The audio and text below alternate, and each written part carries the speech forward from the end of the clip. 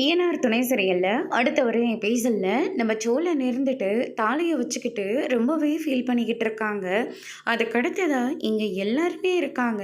சோழனை மட்டும் காணுமே அப்படின்னு சொல்லிட்டு நிலா வந்து சோழனை தேட ஆரம்பிக்கிறாங்க. சோழன் பின்னாடி உக்காந்துக்கிட்டு ரொம்பவே ஃபீல் பண்ணிக்கிட்டு இருக்காங்க.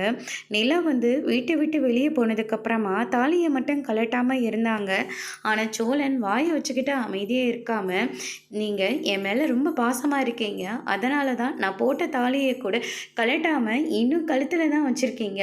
ஓ, இதுதான் காரணம் நீங்கள் சொல்ல வரீங்களா? இது காரணம் கிடையாது, இந்தாங்க இந்த தாலியை நீங்களே வச்சுக்கோங்க அப்படின்னு சொல்லிட்டு நிலா கழட்டி கொடுத்ததெல்லாம் யோசிச்சு பார்த்து, இனிமே நிலா இந்த தாலியை அவன் கழுத்தில் போட்டுக்கவே மாட்டா. இல்லை, அவ்வளோதான். இல்லை அம்மா, நீ இந்த வீட்டுக்கு வந்த மூத்த மருமகிட்ட இந்த தாலியை கொடுக்கணுன்னு நீ ஆசைப்பட்டிருக்க. ஆனால் இப்போ இந்த தாலி என்கிட்ட இருக்குமா, ஆனால் அந்த மருமக தான் கழுத்தில் போட்டுக்க மாட்டேன்னு ரொம்ப பிடிவாதமாக இருக்குது அப்படின்னு சொல்லிட்டு சோழன் ரொம்பவே ஃபீல் பண்ணி பேசிகிட்டு இருக்கிற எல்லாத்தையும் நிலா வந்து கேட்டுடுறாங்க.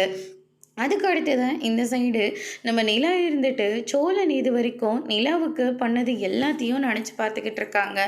அந்த வீட்டில் இருந்து நிலாவை கூட்டிகிட்டு வந்தது, நிலாவை காப்பாற்றுறேன்னு சொல்லிட்டு சோழன் இருந்து நிலாவோட கழுத்தில் தாலியை கட்டினது, அதுக்காக நம்ம ராகவ் கிட்ட சண்டை போட்டது, திவ்யா அவங்க ஃப்ரெண்டோட ஹஸ்பண்ட் ஒரு வார்த்தை சொன்னதுனால பணத்தை திருடிட்டு வந்து நிலாவை பெருமைப்படுத்தினது, இப்படி எல்லா விஷயத்தையும் யோசிச்சு பார்க்குறாங்க.